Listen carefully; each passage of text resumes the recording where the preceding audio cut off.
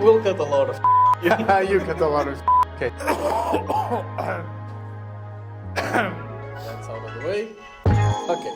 That's Hi everyone, welcome to the first episode of Teach a Noob. I'm the noob, my name is João Barroso, and this is Hugo Vaz. I'm not an expert on this, but we'll get Hugo here to teach me how to use the very basics of Coreflex and start. And Yeah. who are you exactly? Hi, so I'm one of the co-founders of Coreflex. So I started out this idea because actually I was using data on my on my everyday work, and I decided to make this in order to help every integrator in order to fix their issues in terms of integration of data and data manipulation. All right. And I understand that one of the main differentiators is that it's easy to use. Yeah. Okay, and it's intuitive. And hopefully we'll show you that it is so, because I am not on this area, I'm the marketing guy. So with that in mind, first steps, we're at coreflex.org. How do we start using it? So basically, we just simply can go to the download section. All right. And we get what we call the UI for Coreflex. So this is already giving me the recommended for my Windows device, right? Yeah. So just this is download for that. Windows.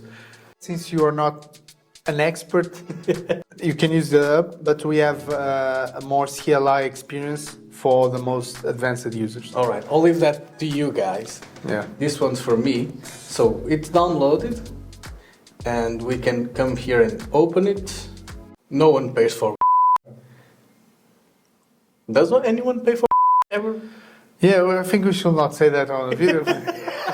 So it's downloaded. Let's launch this Coreflex software, and we get this. Oh, nice. Okay, so I'm guessing this is the hub. Yeah, usually what you need to have internally running is an MQTT broker. That's how we handle the data internally. So you have two ways to start your journey. Either you click Access Data Hub, which means that you already have a broker installed, Yeah. which is not the case. Or you click Install a new Coreflex Central. Let's go for it. Yeah. Okay, so this is the one indicated for me. I'll just click Install. Yeah. You can put a name for the installation ID you want. My first broker. The internet is fast here at this office. It's nice. Yeah, actually, it is. Quite surprised with it. Yeah. All right. So it said successful. Where should I go next? So now you go to Home again, Yeah. and you can click where it says Access Data Hub because it's already installed. in I Windows. see. I see. Okay. So now I have to. You log can in. write a name. That name is for your own broker. I see. Because the hub is going to store all the connections. Imagine that you have a lot of devices. You will have those devices there marked with the name that you're setting there. If you're setting my first broker, we probably will use my second broker, my third broker. That will be in different machines. Okay, I see. So yeah, this is my first broker. That's what I'm going to call it. Yeah. So now you put the IP address, which is that one. It's a localhost IP. The port, it's the default port. And we have a default user that you should use, which is the root admin server, which is root. Yeah. The password by default is Coreflex. I see. So the very safe password, right? Yeah, very safe. All right. So here it is. It's Coreflex. All right. So I'll access, and it seems I'm connected. My first Yeah. broker. Yeah. Look at that.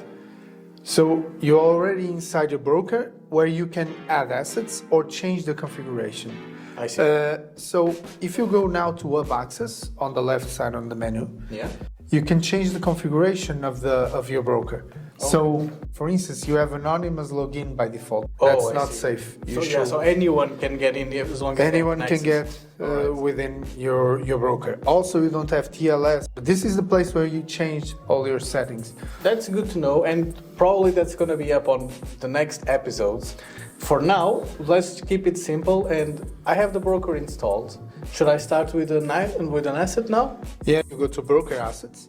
This is actually quite easy. I can find it myself, but thank you for your help. Yeah. So But- add asset. Oh, I'm not logged in. Yeah, you need to have an account for that. Oh, right. Okay, so I can just easily create one with Google with my own email, right? Yeah. And you don't need to see that. So All right, we're logged in, and I guess now I can add assets. I will not tell the password that I saw. Thank you. Yeah, there we go. So this is, what list is this? It's all the assets? So that is the assets that you have on your account. So we can install one of the assets. Okay, so this is already set up for this test, but if I click buy asset, You will get to a link where you can and, purchase the asset. and all the payments are going through Stripe, which is a Yes. secure payment. All right, I get Exactly. that. Let's say I already bought this one, so I can install it. You have the description of the asset. You can read more info of the asset if you go to No our one docs. reads the info of the asset. They just install it. Let's be honest. But you can check the documentation. It's all very important. That is important. And that is thorough, and it has tutorials as well. Check them out. There you go. It's already here. What do I do with this? So this is a bridge. So you can connect to an MQTT broker that you have remotely and an MQTT broker that you have locally, which in fact you have. Okay. We also have running on the cloud a broker for testing purposes. I think we should make a bridge of fetching some data from that broker to your broker.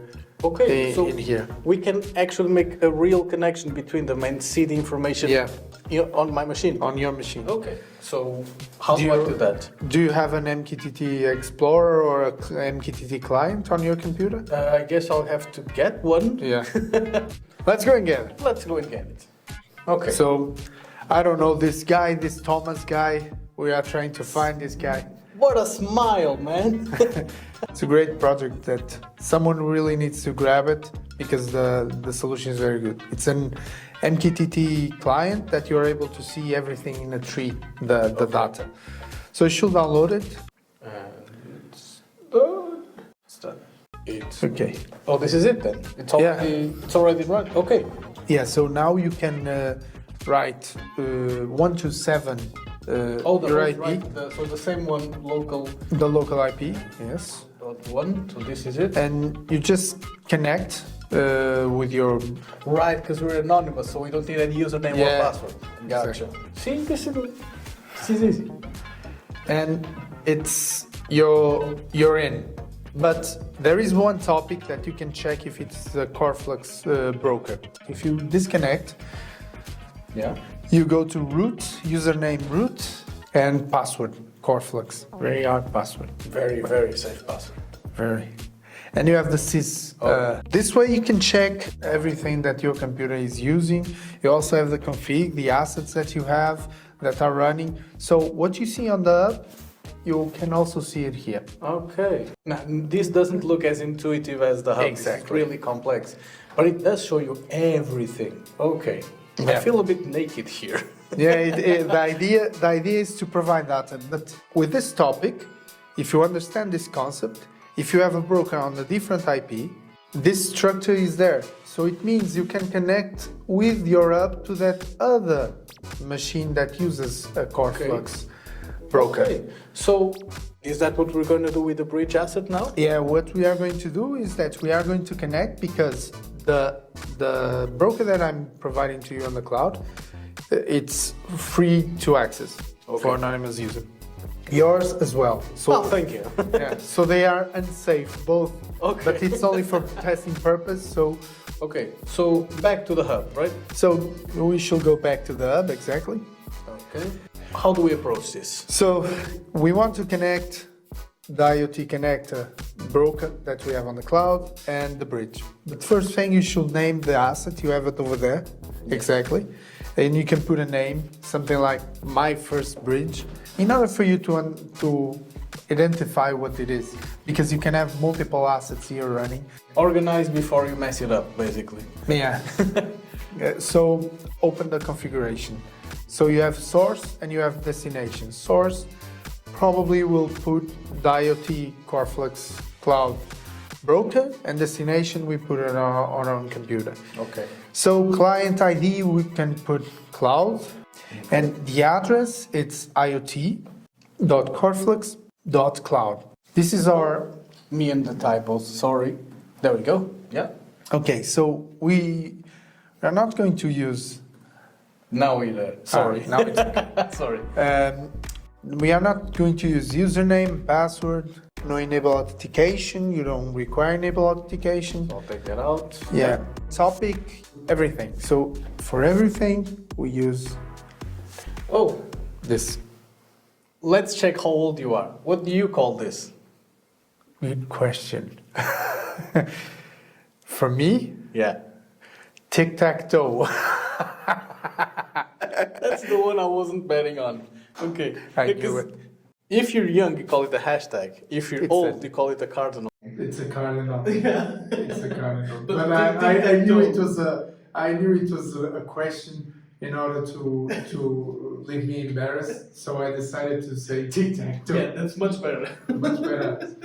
Moving on. So Okay. you use the tic-tac-toe. Yeah. No, sorry. So let's go to the destination. Destination is easy. It's your own computer. Actually, it's already there. 127.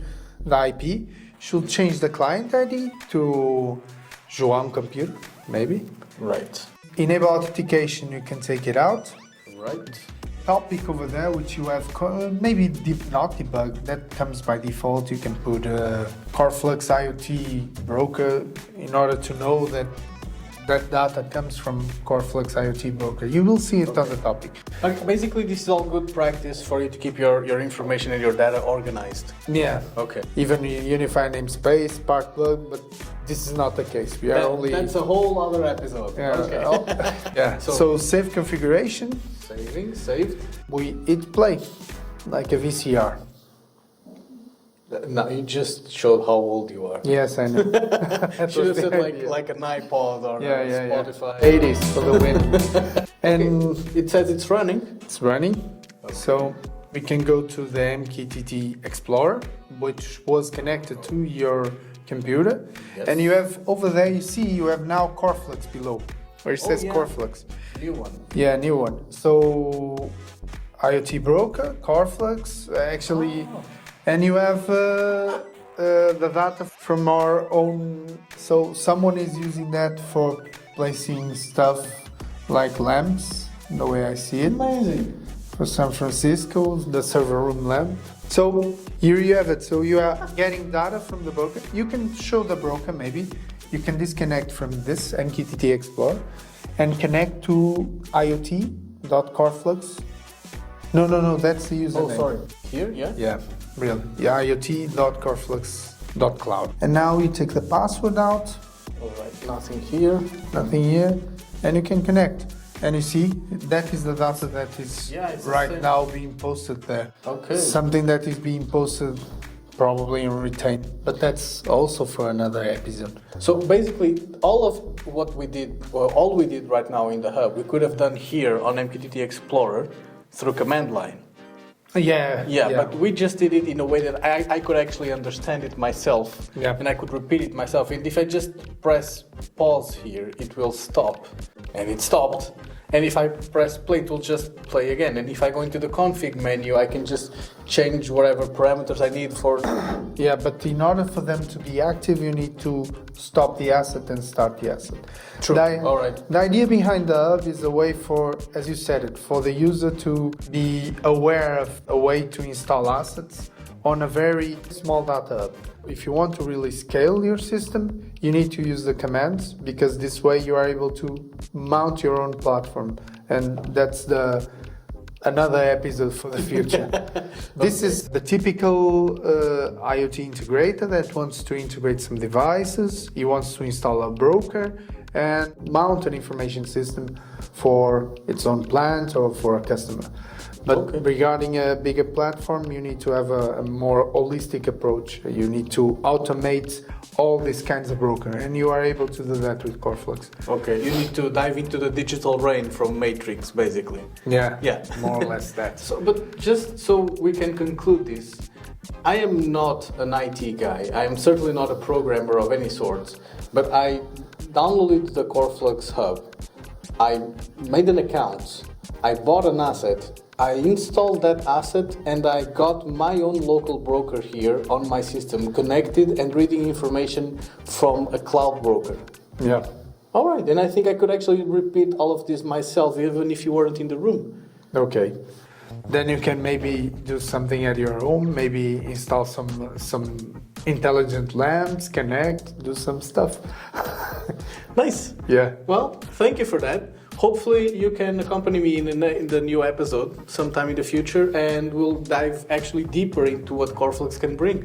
Yeah, I'll look forward to it. Me too. Thank you. Bye. Bye bye. Thank you.